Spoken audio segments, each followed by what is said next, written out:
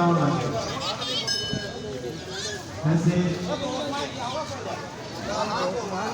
होना करता है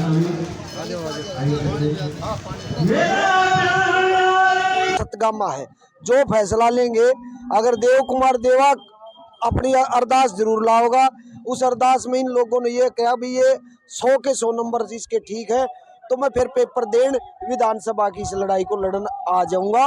लेकिन उससे पहले कोई और भाई खड़ा होगा और जिसकी सोच बड़ी होगी तो उसके साथ देव कुमार देवा भी खड़ा होगा। देव कुमार देवा समर्थन में खड़ा होने वाला है किसी भी युवा के जो सही मायने में लायक है, सही मायने में लायक होगा उस युवा के साथ, चाहे वो किसी भी गोत्र और किसी भी जाति से हो, 36 बिरादरी का भाई होना चाहिए उसके साथ देव कुमार देवा। जात गोत नात रिश्तिया की जो दोगली राजनीति करता होगा उसके साथ देव कुमार देवा नहीं होगा। 36 बिरादरी मेरे लिए 36 बिरादरी, क्योंकि एक कलाकार होने के नाते ये ढोल वाला भी कलाकार है, मैं भी एक कलाकार हूँ। मेरी जात का और इसकी जात का मुझे मालूम नहीं, लेकिन ये कलाकार इसलिए ये मेरा भाई है। मैं 36 बिरादरी महीने में लायक होगा उस युवा के साथ, चाहे वो किसी भी गोत्र और किसी भी जाति से हो, 36 बिरादरी का भाई होना चाहिए उसके साथ देव कुमार देवा। जात गोत नात रिश्तिया की जो दोगली राजनीति करता होगा उसके साथ देव कुमार देवा नहीं होगा। क्योंकि बेरी विधानसभा के इतनी बड़ी चौधराहट को चैलेंज करने की मेरी क्षमता नहीं है। लेकिन एक चीज है कि आपने कहा कि यहाँ पे शंखनाद किया कि देव कुमार देवा चुनाव लड़े। देव कुमार देवा ने ये कहा है कि इन दो घरानों को छोड़ के किसी भी युवा, समझदार युवा जो इस इलाके का विकास चाहता हो, इस बेरी विधानसभा में जिसने विकास करने की सोच रख रखी हो और जो आगे जाकर हमारे हक हकूकों की लड़ाई विधानसभा में लड़ सके, अगर कोई ऐसा युवा चुनाव लड़ने आता है तो देव कुमार देवा उसका साथ समर्थन देगा। अगर ऐसा नहीं हुआ तो उसके बाद ये जो बेरी विधानसभा की जो 36 बिरादरी है, जो चौधराहट है, चाहे वो काद्यान खाप हो, चाहे वो एलावत खाप हो, चाहे रुहील खाप हो, चाहे दलाल खाप हो, चाहे राठी खाप हो, इसके अलावा जितने भी अन्य गोत्रों के गांव हैं, जैसे ये लोगों की गुर्दे खराब है, यहाँ से ऑपरेशन होकर बाईपास सर्जरी है, कई बीमारियां हो चुकी है, खांसी है, खुर्रा है, उन घर बैठ जाना चाहिए। नई सोच, नई क्रांति, नई राजनीति। आइए मिलकर किसी युवा को विधानसभा चंडीगढ़ भेजने का काम करते हैं। जहाँ जहाँ बहुत ज्यादा गांव के अंदर आंखों का कैंप लगवाते हैं और फ्री आंखें बनवाते हैं। भाई साहब अपने गांव में भी लगवाया था, भाई साहब ने दुपुरदन में भी, और सारे लगवाते रहे हैं। एक बार भाइयों का जोरदार तालियों से स्वागत करें भाई। बोलिए गुरु गोरखनाथ महाराज की जय हो, बोलिए गोरखा पीर महाराज की जय हो।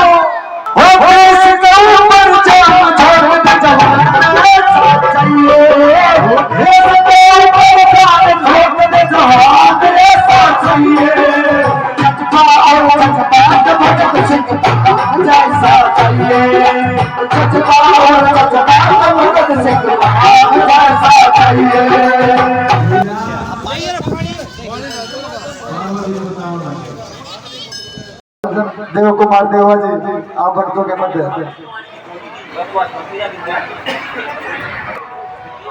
हेलो, मामला की मैं पिछले रागनी वाले का आग्रह को लगातार प्रोग्राम मैं राजनीतिक प्रोग्रामों में था, समाज सेवा के प्रोग्रामों में था, लोगों में अलख जगाने के प्रयास कर रहे हैं। और ऐसे प्रयास आज इस धार्मिक सतली पे राजनीतिक बातें नहीं करता, लेकिन आने वाली पीढ़ी, मैं भी उस पीढ़ी का एक हिस्सा हूं। मैं भी आपका बेटा हूं। पिछले कई सालों से दो जगह है, ये काद्यान खाप की निकासी जहां से हुई, एक ऐसा गांव जिस गांव से पूरा ये खाप का जितनी चौधराहट है दूर दूर तक गई, और वहां इस गोगा पीर, जहारवीर गोगा पीर की धरती पे एक शंखनाद की शुरुआत है, बदलाव की शुरुआत है। कोई भी चिमनी से या कहीं से भी इस बेरी विधानसभा के विकास की सोचने वाला कोई युवा अगर आज मंदिर के अंदर कह के जाता हो, चाहे वो कादियान से हो, चाहे दलाल से हो, चाहे वो इलाहाबाद से हो, राठी और रूहीन से हो, या 36 बिरादरी किसी भी जाति से हो, लेकिन विकास की सोच रखता हो, अपने घर को भरने का काम ना करता हो। इसलिए मैं आपसे इस मंदिर के अंदर कह के जाता हूं, ऐसा कोई भी युवा सोच समझ जिसकी मजबूत हो, आपके हक हकूकों की लड़ाई जो विधानसभा में लड़ सके, और इन गांव का 49 पंचायत है हमारी, और पूरी 49 पंचायत 49 गांव में विकास, खेल, नौकरियां, यहाँ व्यवसाय की इंडस्ट्री फ्री जोन, शिक्षा के क्षेत्र में काम, और जो सेम की समस्या है कुछ इलाके में उसका समाधान करने का काम करने वाला कोई युवा आज लटकी पटकी राजनीति और जो खटकी राजनीति से बाहर निकलने का समय आ गया है। किसी की विदाई का समय आ गया और किसी के आगमन का समय आ गया। तो आज चिमनी के इस प्रांगण में धार्मिक स्थल पे आप लोगों से जितने युवा हैं, क्योंकि हमारे बुजुर्गों के दिमाग में देख कर चीज बन रही है भाई, ओए ओए ओए, एक नई सोच युवा मेरे भाई, हो देश के ऊपर जान झोंक दे, पकड़ लो, क्योंकि पहली बार आपके साथ अच्छी चीज, क्योंकि मैं आपकी कभी भी जिंदगी में दाढ़ी नहीं मारूंगा, क्योंकि मेरा काम कहीं और है, साथ तो लगभग यही है, लेकिन मेरी जो कलाकारी की दुनिया वो अलग है। मैं गाने वाला नहीं, मैं दिखने वाला, लोगों को दिखता हूँ, और लोग मुझे टीवी पे देखते हैं तो कंपनियां मुझे 2 पैसे दे देती हैं। तो इसलिए आप अपनी जगह सर्वमान्य है, और जितने गुरु तुल्य हैं छोटे बड़े भाई, मैं कहीं दिक्कत आ जाए तो घेर लिए ये 2 लाइनें अपने युवाओं को जगाने के लिए, हो देश के ऊपर जान झोंक दे, जवान ऐसा चाहिए, पकड़ी ना, यही आ गया।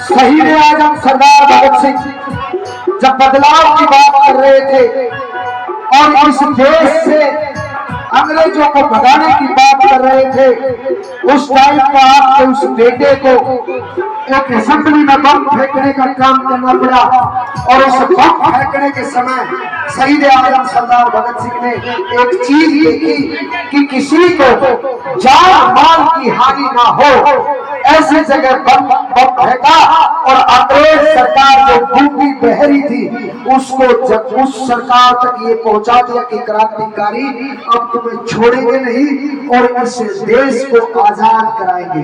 ये थी शहादत। इसके बाद आपने आजाद भारत में कसाब का नाम सुना होगा, जिसने हमारे नियत्थे भाइयों को गोलियां मारी और बहुत ज्यादा भाइयों को मारने का काम किया। वो कह रहा था कि इस्लाम के लिए मैं शहादत देने आया हूँ। लेकिन मेरे बुजुर्गों, आपको पता है और नौजवानों को भी पता है शहादत क्या होती है। शहीद आजम सरदार भगत सिंह को जब अंग्रेज सरकार ने फांसी की सजा सुनाई, उस टाइम पे दुनिया के कानून के तहत वजन तोला जाता है, और फिर जब फांसी तोड़ा जाता है तब वजन तोला जाता है। कसाब जो कि एक पाकिस्तान से पैसे लेकर यहाँ हत्या करने आया था, आतंकवाद करने आया था, उसको भी ऐसे ही सजा सुनाई गई, और जिस टाइम पे उसका वजन तोला गया और फिर फांसी की सजा के टाइम पे इंडिया सरकार ने उसका वजन तोला गया। तो दिल में जो शहादत होती है उसका फर्क अपने आप तालियां बज जाएंगी। कसाब का डंडे का शहादत देने के चक्कर में 20 किलो वजन टूट गया था, और जब फांसी हुई थारे भाई का, शहीद आजम सरदार भगत सिंह का जब फांसी की सजा हुई उस शेर का 7 किलो वजन बढ़ जाता। ये होती है शहादत। देश के ऊपर जान झोंकते जवान ये सच्चाई, हो देश के ऊपर जान झोंकते जवान ये सच्चाई। जैसा चाहिए जैसा चाहिए।